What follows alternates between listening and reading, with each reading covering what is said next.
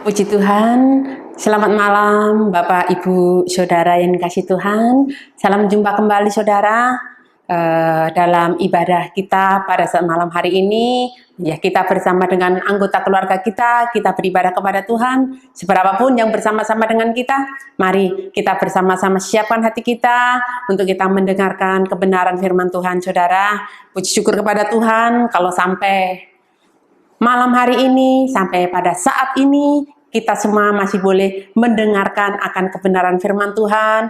Meskipun mungkin kita tidak bertatap muka secara langsung, Saudara, tetapi firman Tuhan yang kita dengar, biar boleh membangkitkan, membangunkan iman percaya kita kepada Tuhan. Puji Tuhan, mari langsung saja kita buka di dalam kitab Nabi Sefanya. Sefanya pasal yang kedua, ayat yang pertama sampai dengan ayat yang ketiga. Ya. Sefanya pasal yang kedua, ayat yang pertama sampai dengan ayat yang ketiga, demikian firman Tuhan. Bersemangatlah dan berkumpullah hai bangsa yang acuh tak acuh. Sebelum kamu dihalau seperti sekam yang tertiup, sebelum datang ke atasmu murka Tuhan yang bernyala-nyala itu. Sebelum datang ke atasmu hari kemurkaan Tuhan, carilah Tuhan, hai semua orang yang rendah hati di negeri, yang melakukan hukumnya, carilah keadilan, carilah kerendahan hati, mungkin kamu akan terlindung pada hari kemurkaan Tuhan.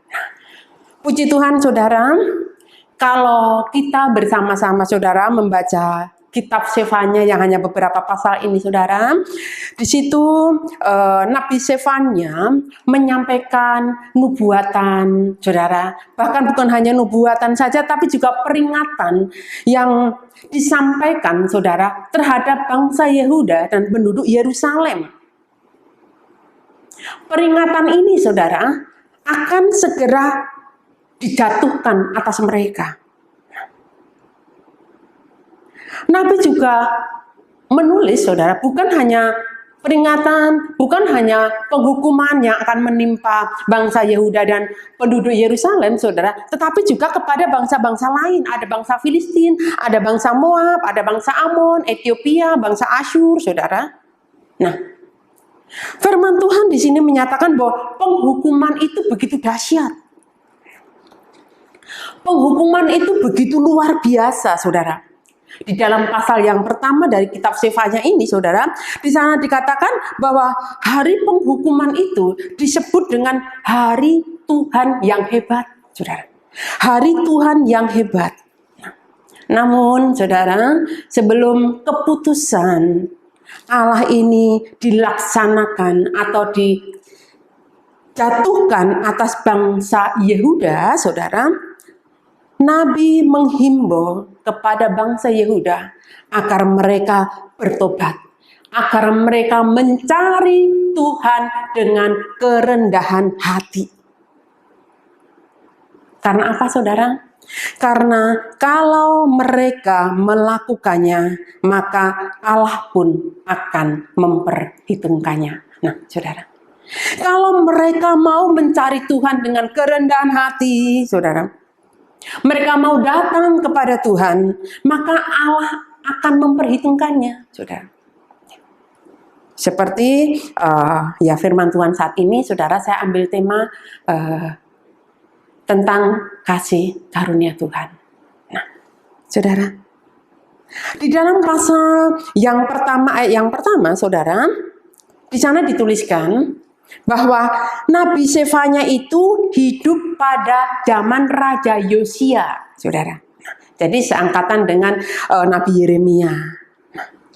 Kalau kita belajar, Saudara, tentang sejarah raja-raja di Israel, Saudara, pada zaman pemerintahan Raja Yosia, Saudara, di sana kita baca bahwa ketika Raja Yosia ini memerintah, Saudara, terjadi kegerakan rohani secara besar-besaran atas Yehuda dan Yerusalem, Saudara. Jadi nubuat yang disampaikan oleh Nabi Sefanya ini, Saudara, secara langsung mempengaruhi tindakan yang dilakukan oleh Raja Yosia, Saudara, untuk mengadakan pembaharuan atas Yehuda dan Yerusalem. Nah, kita baca saja saudara di dalam 2 Tawarikh. Kita baca di dalam 2 Tawarikh pasal yang ke-34. Ya. 2 Tawarikh pasal yang ke-34 ayat yang ke-19 sampai dengan ayat yang ke-21.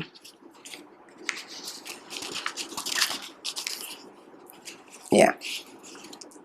2 Tawarikh 34 ayat yang ke-19 sampai dengan ayat yang ke-21. Segera sesudah raja mendengar perkataan Taurat itu, dikoyakkannyalah pakaiannya.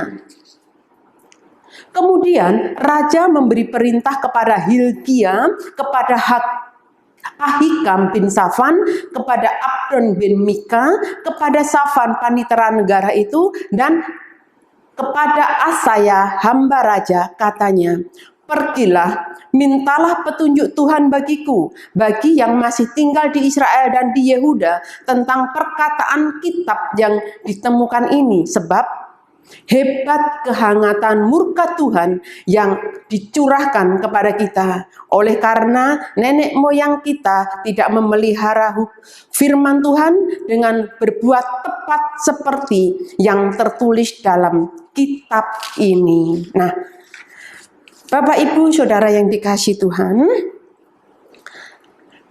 sebelum Raja Yosia memerintah, saudara, itu kurang lebih 75 tahun bangsa Yehuda hidup di dalam penyembahan berhala yang paling gelap. Kenapa demikian, saudara? Karena selama 55 tahun Yehuda dipimpin oleh Raja Manasye dan 20 tahun di bawah pimpinan Raja Amon, ayah dari Yosia. Nah, saudara, baik Raja Manasye maupun Raja Amon, saudara, mereka hidup di dalam penyembahan berhala. Mereka membawa umat Israel meninggalkan Tuhan, beribadah kepada Baal, beribadah kepada berhala, saudara. Bahkan penyembahan yang sangat keji itu, saudara, dilakukan oleh raja-raja ini. Nah, saudara, dari sini kita bisa tahu bagaimana keadaan, kehidupan, kerohanian bangsa Yehuda, saudara. Selama 75 tahun, saudara, mereka meninggalkan Tuhan.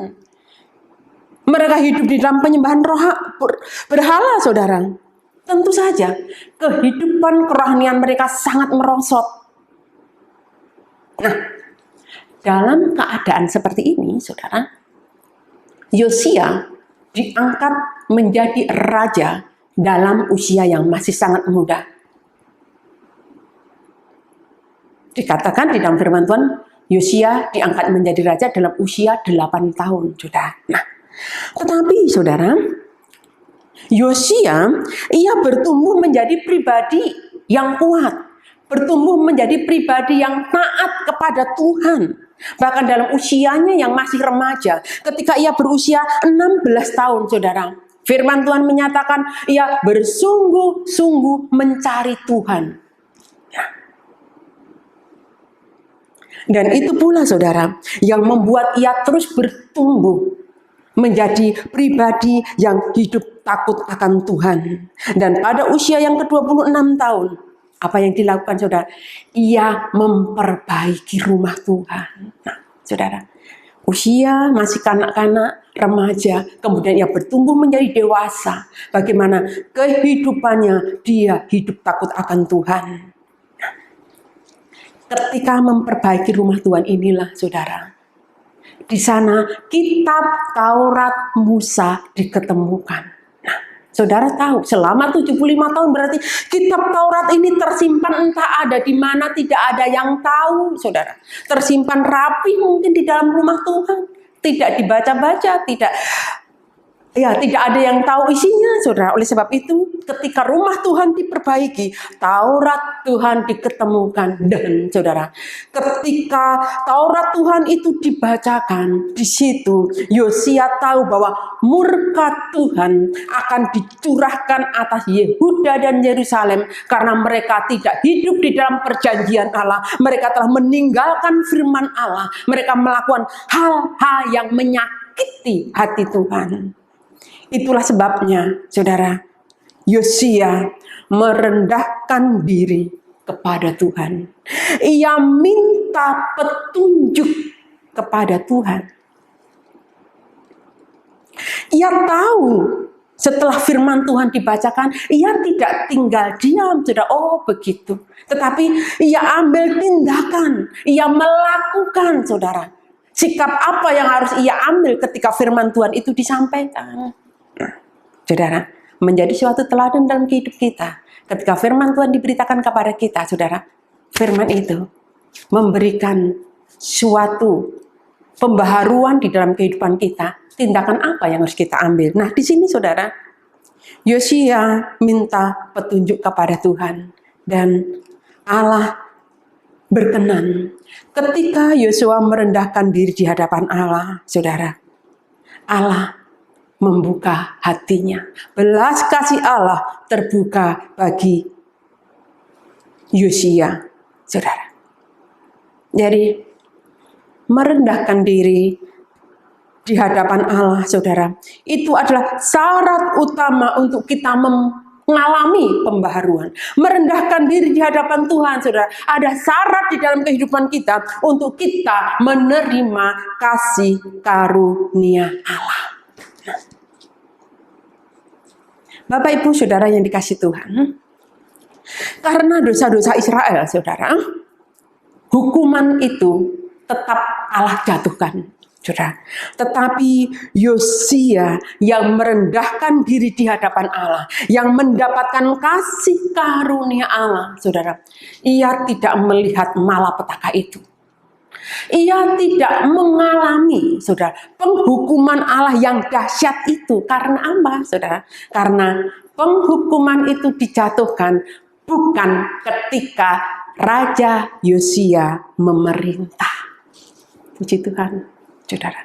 Belas kasih Allah terbuka bagi Raja Yosia. Nah, Bapak Ibu Saudara yang dikasih Tuhan, kalau kita berbicara tentang kasih karunia Allah, saudara, itu berbicara tentang anugerah Allah. Berbicara tentang kemurahan hati Allah. Berbicara tentang belas kasih Allah, saudara. Hari Tuhan yang hebat itu, saudara, yang diungkapkan dalam zaman Yosia, itu akan terjadi atas dunia ini, saudara. Dan itu tidak terelakkan lagi. Tetapi kasih karunia Allah diberikan kepada orang-orang yang mau merendahkan diri di hadapan Tuhan. Kasih karunia Allah diberikan kepada orang-orang yang sungguh-sungguh mencari Tuhan. Mereka akan terluput dari malapetaka di hari Tuhan yang hebat itu. Nah, saudara, tadi Sefanya menyerukan, kalau mereka mau mencari Tuhan dengan kerendahan hati, maka Allah akan memperhitungkannya. Saudara, ternyata hari Tuhan itu akan terjadi atas dunia ini. Mari kita buka bersama di dalam 2 Petrus.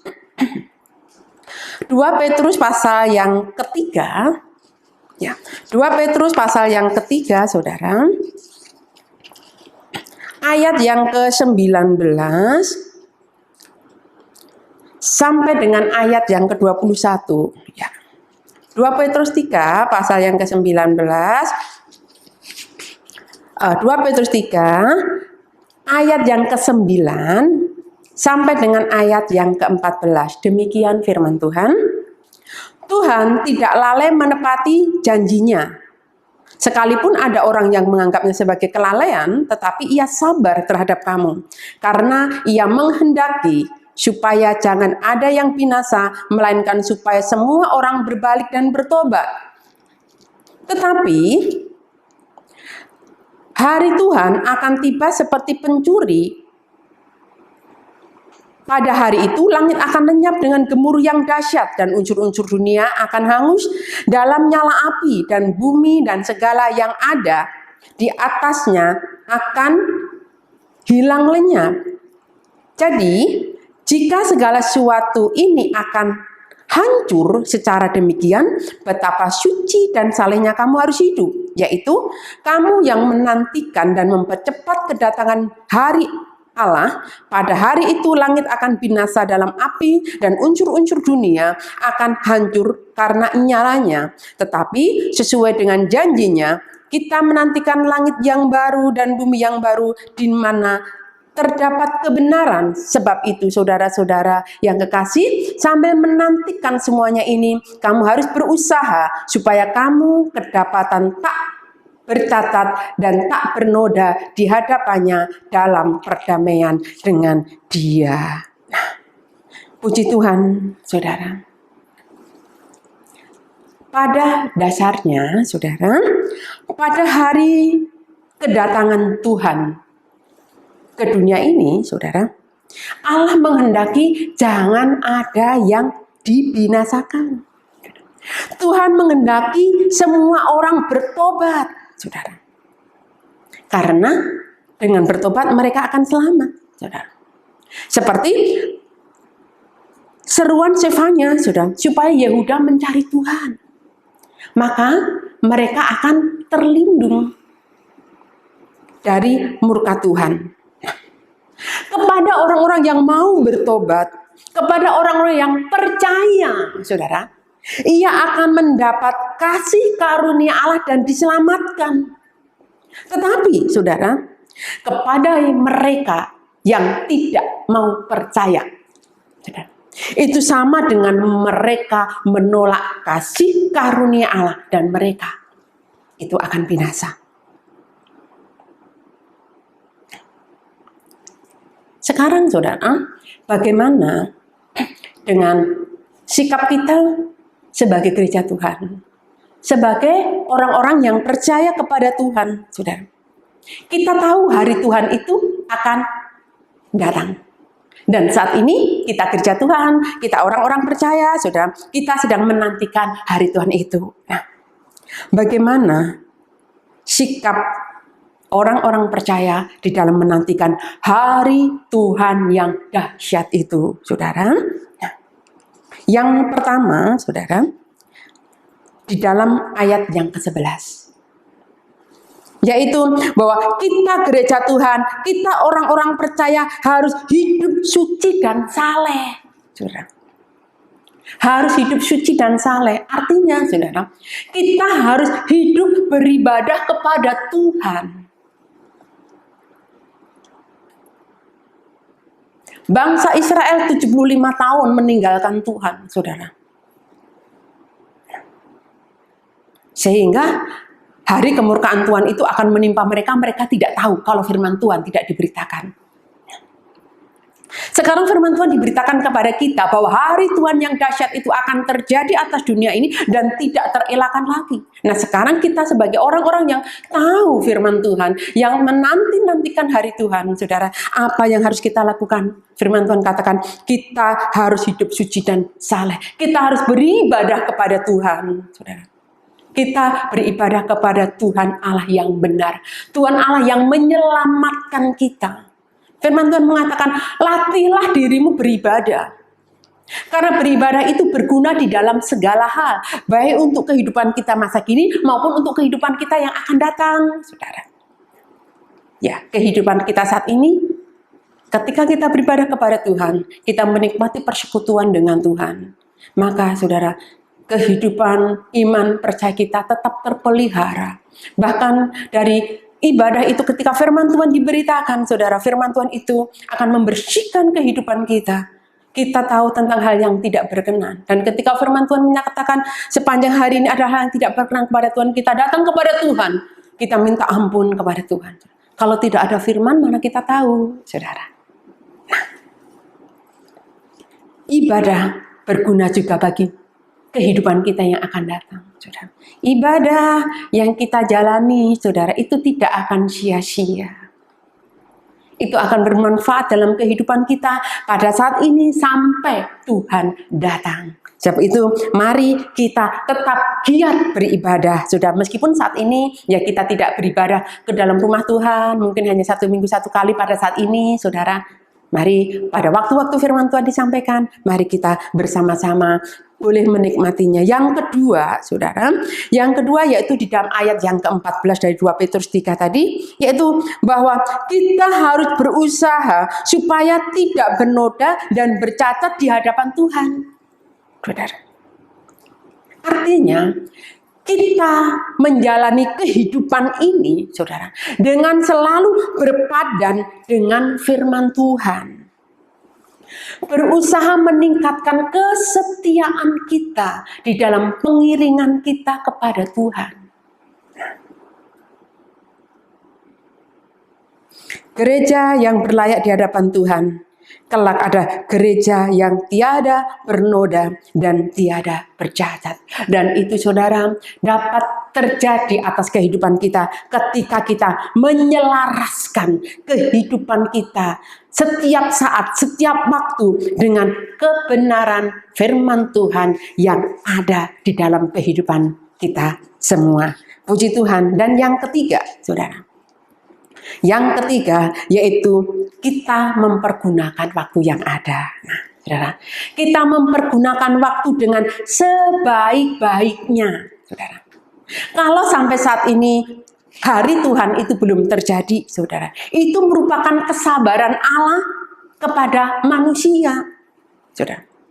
Dan kesabaran Allah kepada manusia itu merupakan suatu kesempatan yang Tuhan berikan bagi manusia, kesempatan Tuhan berikan kepada orang-orang percaya untuk berbenah diri dari segala kelemahan, dari segala kekurangan, saudara.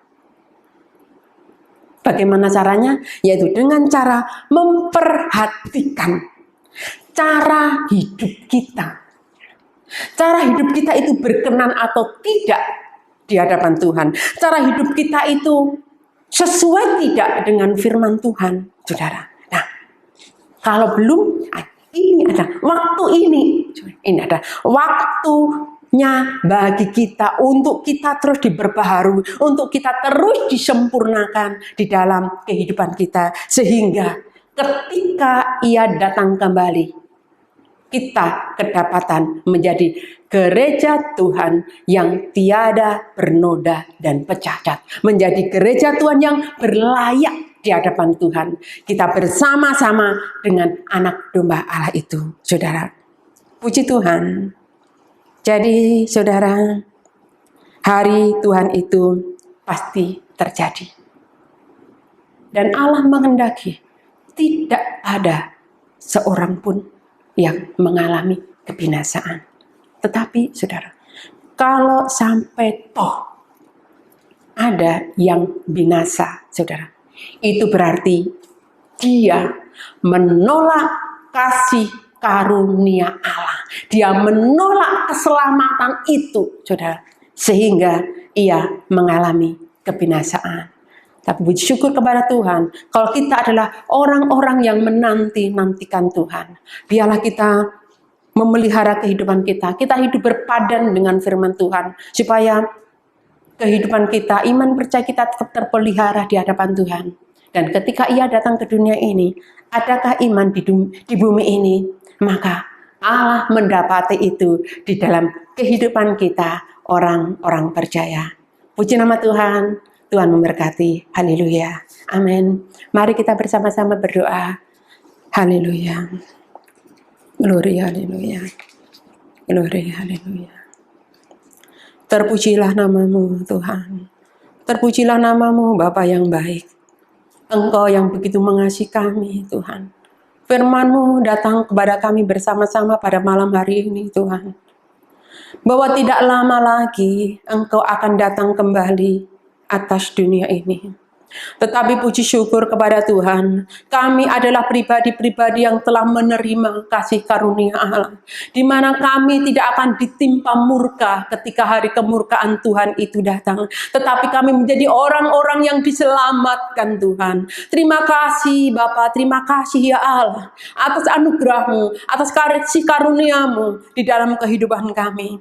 Sementara kami menanti-nantikan kedatangan-Mu kembali untuk menjemput kami Tuhan.